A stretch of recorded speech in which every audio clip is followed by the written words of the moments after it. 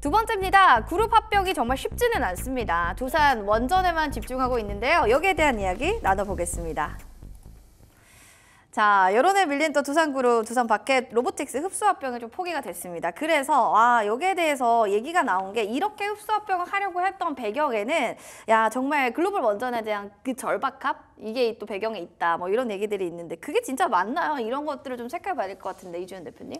네, 일단은 그만큼 좀 절박했나요? 네, 여러 가지 이유들이 있었던 것 같은데 네. 일단은 최근에 그 두산바켓이랑 로보틱스 그 합병 이슈로 인해서 시장에서 조금 많이 뜨거웠었죠. 주주들도 이제 좀 이야기가 많았었고 좀 싸늘한 반응들이 좀 있었는데 일단은 그 주주 교환 비율 자체가 그렇게 좀 좋은 그런 비율은 아니었었습니다. 일단 이번에 그 결과로 하면은 이게 다 끝난 거냐, 분할 합병이나 이런 것들이 이제 아예 다 파토가 난 거냐라고 한다면 그거는 아니고요. 분할 합병은 유지는 되는데 이제 주식 교환에 대한 것만 지금 이제 취소가 됐다라고 보시면 될 것 같습니다. 그래서 일단은 주식 교환 같은 경우에는 아까 1대 0.63 비율로 원래는 좀 주주 교환 비율이 좀 정해졌었습니다. 1위 로보틱스고요. 그리고 0.63이 두산바켓입니다. 근데 두산바켓이 더 적은 비율로 조금 가치가 상정이 된다라는 게 이제 주주들 입장에서는 이해가 안 된다라고 했던 거고요. 싫죠, 당연히. 네, 두산바켓이 사실 영업이익 자체가 그 두산그룹의 거의 90% 이상을 담당을 하고 있습니다. 그 정도로 돈을 많이 벌고 있고 알짜 기업인데 그런 기업의 가치를 돈 못 버는 로보틱스라고 얘기하기 좀 그렇지만 그런 기업과 어떻게 비교를 하냐, 더 낮게 책정을 하냐 이런 의견이었다고 보시면 될 것 같고요. 그래서 일단은 의견 조율이 좀 안 됐습니다. 그러면서 이번 주식 교환에 대한 어떤 그 내용 자체는 조금 취소가 됐다라고 보시면은 좋을 것 같습니다. 그래서 일단 분할 합병은 어느 정도 진행이 될 걸로 좀 예상을 하고 있는데 이것도 증권신고서 제출하고 또 이후 결과까지 또 받고 이러는데도 몇 달 정도 소요가 되거든요. 그래서 지금은 좀 단기적으로 보시기는 좀 어려울 것 같고요. 결과 자체는 조금 기다려봐야 된다라는 거를 좀 말씀을 드릴 수가 있을 것 같습니다. 시장에서는 이렇게 되면 좀 시장 분위기가 좋진 않을 것 같고 분할 합병은 유지되는데 주식 교환은 좀 취소된 거다라고 좀 알고 계셔야 될 것 같아요. 일단 뭐 두산바켓과 로보틱스의 또 눈치 게임 같은 얘기가 나오고 있는 건데 두산그룹이 그러면 이렇게 되면 떠안게 되는 게 굉장히 많습니다. 시장 평가는 좀 어떨지 두산은 또 이런 것들에 대해서 어떻게 좀 우리가 안아가야 될 과제는 무엇인지 하나씩 좀 체크를 해봐야 될 것 같은데 뭐부터 좀 이야기해 주실 수 있을까요? 지금 이제 이게 누구한테 이득이냐 뭐 이거를 그게 한번 차이죠. 따져보셔야 될 것 같은데 뭐 크게 바뀌는 건 없을 것 같습니다. 원래 이제 두산 에너빌리티가 두산바켓과 두산 로보틱스를 하려고 했던 가장 큰 이유는 두 개예요. 돈은 사실은 두산바켓이 다 벌죠. 그렇죠. 하지만 지금은 많이 벌지만 앞으로에 대한 성장성 고민은 계속할 거거든요. 근데 두산 에너빌리티가 이제 두산바켓을 가지고 있다 보니까 실질적으로 얘네에 대한 부담이 있는 거예요. 돈은 잘 벌지만 얘네들 차입금이 커요. 7천억 정도 되거든요. 이거 이자 비용은 어떻게 할 겁니까? 그리고 이것저것 차 떼고 포 떼고 하면 얘네가 정말 1조 이상을 벌어도 실질적으로 지네들한테 이득이 되는 거는 얼마 없어요. 그럼 별로 없습니다. 그러다 보니까 이걸 차라리 떼어버리고 지금 최근 들어서 어찌됐건 앞으로에 대한 성장성을 얘기할 때 원전 얘기 계속 나오죠. 그렇죠. 체코 원전 뭐 수주했다라는 얘기도 들렸고 어제랑 오늘 뉴스 보니까 이것도 있더라고요. 스위스가 원래 신재생 에너지 굉장히 집착하는 애들이거든요. 네. 탈원전이었습니다. 우리 과거처럼. 근데 취소했습니다. 우리도 원전. 왜냐하면 생산비를 생각을 해보면 어쩔 수 없어요. 인풋 대비 아웃풋이. 맞아요. 그래서 100% 신재생으로만 갈 수는 없거든요. 그리고 이제 유럽과 미국에서도 원전 자체를 신재생에 포함을 시켰잖아요. 그러니까 그렇게 탈원전은 아닌 거예요. 이상하게 가는 거는 아니기 때문에 앞으로에 대한 성장성은 분명히 있어요. 원전이. 그럼 두산 에너빌리티 입장에서 보면은 수주를 공격적으로 받으려면 캐파 증설은 필수입니다. 앞으로에 대한 성장성을 본다라고 하면 그러면 빨리 7천억 떨어버리고 그다음에 현금 가지고 있던 거 뭐 등등등 하고 팔아서 현금 확보해서 1조 이상의 실탄 확보한 다음에 설비 투자한다. 이 계획이었거든요. 그럼 이게 미뤄질까라는 걸 고민해 보셔야 되는데 아닐 것 같습니다. 미뤄지지 않는다? 왜냐하면 급한 건 두산 에너빌리티예요. 그래서 지금 오늘 주가도 보시면 1.63% 올랐잖아요. 그렇죠. 그러면 저는 이게 분명히 시장에서 제가 방금 얘기한 거에 어느 정도 동조를 한다라고 봅니다. 그래서 뭐 굳이 걱정 안 하셔도 될 것 같고 그러면 바켓이 원래 이제 또 열받았던 이유 중에 하나가 그 상장 폐지였거든요. 돈 잘 버는 애 그 돈 못 버는 애 밑에다가 넣어놓고 상장 폐지 시킨다라는 거는 여기서 쇠가 빠지게 돈 벌어갖고 두산 로보틱스에 다 준다는 거잖아요. 열받을 수 있죠. 열받죠. 근데 이제 상장 폐지는 안 되니까 바켓 주주 입장에서 조금 안심. 네, 근데 저는 밥캣과 두산 로보틱스는 묶어두는 게 맞을 것 같아요. 이유가 있을까요? 특별한? 심플합니다. 네, 둘이 보완할 수 있는 게 너무 많습니다. 근데 또 여기서는 돈 못 버는 기업인데 우리가 뭐 같이 가야 돼서 이득 보는 건 없지 않느냐 이렇게 또 밖에 입장에서는 또 생각할 수 있잖아요. 뭐 그건 그럴 수 있지만 그룹 입장에서 볼 때는요. 향후에 대한 성장성은 로봇을 빼놓을 수는 없고요. 그다음에 이제 지금 농기계나 그다음에 그냥 그 건설 기계 쪽도 보신다라고 하면 자율주행에 있어서 지금 두산 밥캣이 조금 느려요. 네, 그러면 결론은 자기네 회사에 그룹 내에 로봇 회사가 있어요. 상호 보완이 될 수 네, 있다. 상호 보완이 충분히 될 수 있는 거거든요. 그래서 뭐 이렇게 뭐 철회됐다, 무산됐다라는 걸로 인해서 주가가 크게 움직이지는 저는 않을 거다. 오늘 네. 시장에서도 그렇게 크게 움직이지는 않잖아요. 네, 그런 측면에서 본다라고 하면 향후 성장성이나 등등등 조직 개편이나 이런 것들은 크게 문제는 없다. 그리고 이제 지금 단기적으로 접근하기에는 이미 다른 외부적인 변수가 너무 많습니다. 너무 많다. 네, 지금 시장에서 이 정도 가지고는요 택도 안 먹힙니다. 네, 그래서 그냥 굳이 너무 신경 쓰지 마시고 네. 조금 밀어두시고 조직 개편은 그대로 아마 될 것으로 예상이 되니까 그거에 따라서 조금 더 그냥 집중을 자체의 모멘텀에 집중을 해봐야 되는 시기지 않나 싶습니다. 알겠습니다. 그 각자 나름대로의 또 조직 개편들을 잘 살펴보셔야 될 것 같아요. 일단은 주주 시장 신뢰 회복이 우선 과제로 두산 그룹주가 풀어야 될 숙제는 좀 정리를 해볼까 합니다. 조직 개편에 대해서 조금 더 포커스를 맞춰보자 뭐 이런 얘기를 했는데 분할병 좀 지속에 대해서 여기 얘기를 아까 해주셨는데 우리 대표님께서 여기에 좀 추가적으로 피드백을 해주시고 싶은 부분이 있다면 어떻게 보세요? 앞서서도 다 말씀을 해주셨는데 저도 사실 어느 정도 동의를 하는 입장이 두산 로보틱스랑 밥캣은 좀 같이 묶어두면은 같이 봐야 된다. 조금 시너지가 그래도 날 수 있을 만한 또 업종이기 때문에 이번에 또 두산 밥캣이 또 이야기를 한 게 그 기계 공작 기계들 이런 것들을 좀 이제 무인 그리고 자동화 이거를 좀 시키겠다라고 이야기를 해놨기 때문에 어쨌든 로보틱스와의 좀 합병으로 인해서 합병은 시너지는 아니지만 낼 거다. 서로 시너지는 충분히 날 수 있을 거다라고 생각을 하고 있고요. 또 워낙에 사실 두산 같은 경우에는 M&A 쪽으로 많이 특화돼 있는 그룹사이기도 네. 하잖아요. 근데 이번에 조금 이 합병 이슈 중에 그 원인으로 하나 꼽았던 게 M&A를 하려는 거 아니냐라는 얘기들이 좀 나왔었거든요. 네, 그래서 일단 공정거래법상으로 봤을 때 그 지주사가 손자회사 같은 경우에는 M&A 대상 기업의 지분을 100% 보유를 하고 있어야 됩니다. 근데 이 지분 100%를 다 보유한다라는 것 자체가 사실 금전적으로는 조금 부담을 느낄 수밖에 없는 그런 내용이기도 합니다. 그래서 이번에 두산 밥캣이랑 그 두산 로보틱스랑 같이 좀 이제 합병을 시켜가지고 이제 손자 회사의 위치에서 벗어나서 다른 M&A를 좀 공격적으로 이제 해보자 뭐 이런 좀 의견들이 좀 있었습니다. 근데 이게 조금 무산이 된 상황이어서 이제 M&A에 대한 어떤 좀 그런 기대감은 좀 가질 수는 없게 되겠구나라는 것들이 또 한편으로는 좀 이야기가 나오고 있는 내용이다라고 보시면 될 것 같습니다. 아까 네. 또 같은 맥락으로 얘기해 주신 게 또 두산 밥캣과 로보틱스가 같이 손을 합친다면 또 무이나 이쪽 분야도 아무래도 더 성장할 네. 수 있다. 이런 얘기를 좀 해주신 것 같은데 알겠습니다. 잘 살펴들었습니다.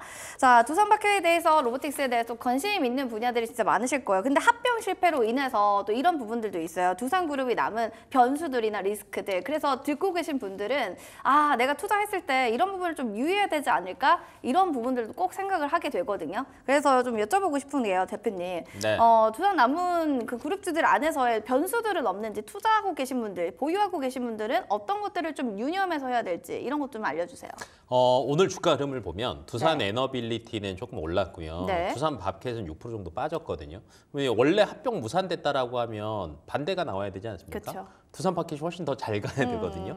그러니까 이게 뭐냐면 두산 그룹 자체에서 크게 지금 이거가 무산이 된 거지 1대 0.63이라는 주식 교환 비율 때문에 사실은 이게 그쵸, 무산이 그 된 부분 거지. 때문에.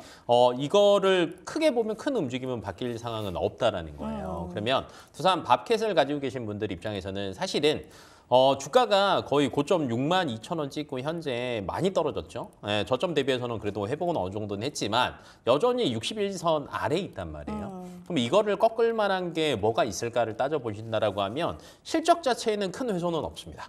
실적은 아니고. 예, 실적 자체는 큰 훼손은 없지만 반대로 크게 앞으로 늘 만한 것도 없습니다. 그게 더 안 좋은 거 아니에요? 더 안 좋은 거예요. 그게 더 안 그래서 좋죠. 예, 두산 밥캣 입장에서 주가를 상승으로 끌어올릴 만한 큰 이슈가 없다. 없어요. 아. 예, 되려 두산 밥캣을 들고 계신 분들이 어떻게 있다라고 해야 하면 될까요? 저는 61선 뚫고 막 그전 정고점 생각하시는 분들 있을 거예요. 네. 야, 그럼 우리 따로 가면 그래도 그나마 나은 거 아니야라고 생각하시는 분들은 빨리 포기하시고 지금 다른 걸로 교체해야 차라리 되나요? 두산 종목 그룹 교체? 내에서 본다라고 하면 저는 에너빌리티가 두산 에너빌리티. 그러니까 안전할 것 같고 왜냐하면 원전에 대한 수주 기대감은 여전하거든요. 앞에서도 스위스 잠깐 얘기했잖아요. 그쵸. 네. 글로벌 트렌드예요. 지금 현재 전체 글로벌 그 발전 설비량이라고 따져본다라고 하면 10%가 원전이거든요. 근데 이거는 아마 지속적으로 늘어날 것으로 예상하고 있고요. 그다음에 두 번째로는 두산 에너빌리티가 어느 정도 가고 네. 그다음에는 저는 두산 로보틱스가 차라리 훨씬 더 이득이라고 생각하지. 저는 두산 박해 쪽에 대한 성장성은 조금 멈춘 것 같아요. 그리고 이제 매출에 대한 성장치도 사실은 21년, 22년, 23년 너무 좋았습니다. 네. 21년도에 전체 매출액이 5조 8천억이었고요. 22년도에 8조 6천억으로 늘었어요. 근데 23년도에 9조 7천억. 이때까지 괜찮죠? 근데 올해 예상치가 9조 3천억입니다. 살짝 주춤해요. 네. 그럼 이거를 주가를 끌어올릴 만한 건 없다. 그래서 조금 이 그룹 내에서 갈아타기를 하시던지 아니면 다른 섹터로 조금 넘어가야 되는 시기지 않나라고 보고 있어서 밥캣 들고 계신 분들만 조금 변수를 주의하자. 체크하셔서 주의하시면 좋을 것 같습니다. 알겠습니다. 밥캣은 또 웬 말인가 돈 잘 벌었는데 이제는 좀 여러분들이 차익 실현하거나 혹시 들고 계신 분들이라면 지금이라도 종목 교체, 두산 에너빌리티, 두산 안에서는 얘기해 주셨고 아니면 다른 종목들 봐야 된다 얘기해 주셨어요. 그러면 뭐 두산 에너빌리티만의 또 경쟁력 계속 두산 에너빌리티 쪽에 얘기해 주시니까 이지훈 대표님은 혹시 두산 에너빌리티 좀 긍정적으로 보세요? 네, 좋아합니다. 좋아합니까? 네. 어떤 부분이 가장 매력 있습니까? 네, 일단은 원전 산업에 대한 기대감도 사실 오래전부터 있었고 앞으로는 더 커질 걸로 현재 예상을 하고 있고요. 네. 두산 에너빌리티가 이번에 체코 원전 수주를 받았잖아요. 뭐 웨스팅하우스가 계속 좀 태클을 걸고 있긴 합니다만 크게 좀 변화는 사실은 없을 것 같고요. 일단 이번에 원전 수주를 받으면서 앞으로 한 5년 정도는 체코를 포함해서 한 10기 정도를 이제 만들어야 됩니다. 수주를 받아야 되는데 일단은 그런 것들도 앞으로의 어떤 주가 동력으로 좀 작용을 할 수가 있을 것 같고요. 일단은 이 두산 에너빌리티 같은 경우에는 우리나라에서 유일하게 또 원전의 주기기를 만들 수 있는 그 기술력을 갖춘 회사이기도 하고 그리고 공급을 또 할 수 있는 시공을 또 담당할 수 있을 만한 그런 기업이기도 하기 때문에 어떻게 보면은 좀 원전이라는 산업 안에서 독보적인 위치를 가지고 있는 회사라고 보시면 될 것 같습니다. 그리고 뭐 전 세계에서 5번째로 가스터빈 개발도 뭐 성공을 한 그런 기업이기도 하고요.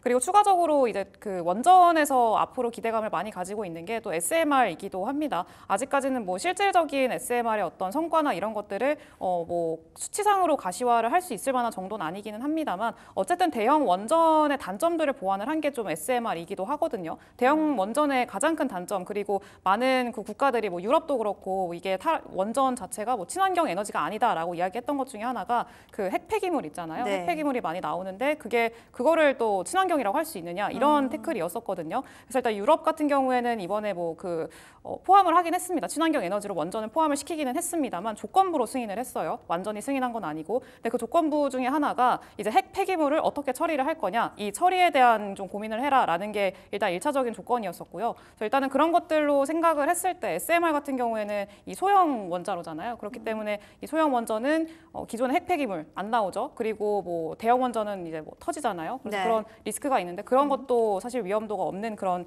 이제 원전이기도 하고요. 그래서 차세대 원전으로서 사실 좀 기대를 해볼 수 있을 만한 여지가 굉장히 많은데 이 두산 에너빌리티가 SMR을 좀 선제적으로 많이 좀 접근을 한 그런 모습이 있기 때문에 일단 2019년도에는 그 뉴스케일 파워랑 미국의 뉴스케일 파워 그리고 이제 이번에 최근에는 그 엑스에너지죠. 엑스에너지 쪽으로 어떤 협력 관계를 좀 구축을 해놨기 때문에 앞으로 SMR 산업이 좀 구체화가 된다라고 하면은 주기기 공급에 대한 어떤 기대감도 가져볼 수 있다라는 점에서 주목을 해보시면 좋을 것 같습니다. SMR이라는 키워드가 아무래도 두산 에너빌리티에는 또 모멘텀이 될 만한 동력으로 작용할 거다. 뭐 이렇게 좀 정리를 내리면 좋을 것 같습니다. 두 분 다 두산 에너빌리티 좀 긍정적으로 보고 계신데 그래도 또 길건우 대표님이 원전주 마감 전에 담아보면 어떤 게 좋을지 알려주신다고 합니다. 종목들 먼저 화면으로 만나보시죠. 자, 휴림 로봇 그리고 우진, 서전기전, 한전기술 다양하게 있는데요. 원픽주 살펴보시죠. 역시나 두산 에너빌리티네요. 이야기 짰어요. 들어보십니다. 두 분이요. 저는 사전에 좀 짜고 들어오신 줄 알았어요. 왜냐면 지난주에도 통하시고 이번 주에도 또 좋은 종목들을 같이 얘기해 주시는 게 원픽이 또 같아가지고 또 따로 얘기하시는 건 아니죠?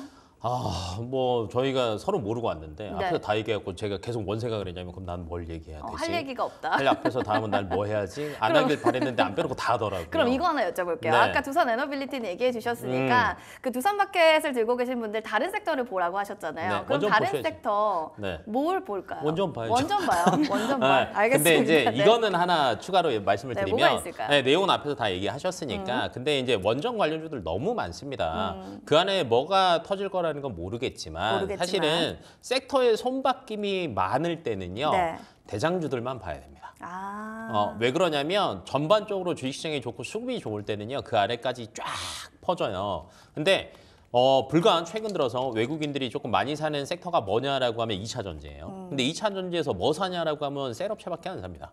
네. 그리고 오늘 시장에서도 보시면은 지금 이게 양극재 업체인 대표적인 에코프로 BM이나 에코프로나 이런 쪽으로 번지냐를 보시면은 그렇게도 번지지도 않아요. 그러니까 섹터 손바뀜이 빠른데 각 섹터의 대장들만 움직입니다. 아, 또 그런 시장의 트렌드를 꼭 봐야 되네요. 봐야 되죠. 왜냐하면 외부적인 변수가 많고 지금 어찌됐건 금리 인하가 시작된다라고 하면 고민거리가 더 많아질 거예요. 그쵸. 투자할 때가 더 많아지니까 이런 시장에서는 대장주를 먼저 보시는 게 맞고요. 그런데 원전 수주가 진짜 빵빵빵 터졌다. 그러면 그 아래쪽으로 그 다음으로 가는 거거든요. 그래서 지금 시장에서는 대장주를 보는 게 맞고 네. 앞에서 뭐 주기기, SMR 너무 다 얘기해가지고 네, 뭐 저는 따로 할 얘기는 없지만 주가적인 측면에서 보더라도 네, 주가도 한번 잡아주세요, 그러면. 네, 주가적인 측면에서 보더라도 저는 나쁘지 않다라고 봅니다.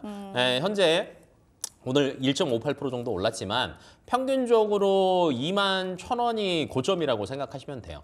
25,000원은 전고점인 거지 이걸 그냥 상단으로 아예 잡으시면 안 되거든요. 그리고 조금 낮게 떨어질 때가 19,000원, 이 밴드가 19,000원에서 21,000원을 왔다 갔다 하다가 어찌됐건 합병 이슈나 등등 얘기가 나오니까 쭉 빠졌던 거예요. 근데 저는 지금 오늘 보면 이제 조금 회복을 했잖아요. 반대로 얘기하면 19,000원을 넘어서는 이유는 충분하다. 라는 관점으로 보시는 게 좋을 것 같고 하반기 수주 이슈 얘기했고 아마 내년부터 두산 에너빌리티 측에서도 이제 그 가이던스가 나오는 게 그래도 원전 수주 매년 10조 정도는 하지 않을까라고 예상을 하거든요. 근데 현재 한 6에서 7조 정도 하니까 퍼센트로만 따지면 50%가 늘어나는 수치입니다. 네, 그러면 앞으로에 대한 성장성 굉장히 커질 수 있고 아까 조직 개편 얘기했잖아요. 차입금 떼버리고 1조 2천억 정도 돈 실탄 마련한다라고 하면 기대감은 굉장히 부풀 수밖에 없어요. 그래서 충분히 상단까지는 노려볼 수 있다. 근데 21,000원을 상단으로 보자. 상단으로 보자. 네. 알겠습니다. 깔끔하네요. 두산 에너빌리티 21,000원까지 여러분들 보시는 게 좋을 것 같다라고 정리를 해드리도록 하겠습니다. 오늘 또 함께해 주신 분들과 이야기 나눠봤고요. 소문난 주식 맛집 주실래 오늘 준비한 소식은 여기까지 되겠습니다. 본 프로그램 투자 판단에 대한 도움 말씀 전해드렸어요. 해당 가치에 대한 상승, 하락을 보장하지 않는다는 점 기억해 주시기 바랍니다. 행복한 오후장 되시고요. 저희는 여기서 물러가겠습니다. 시청해 주신 여러분 고맙습니다.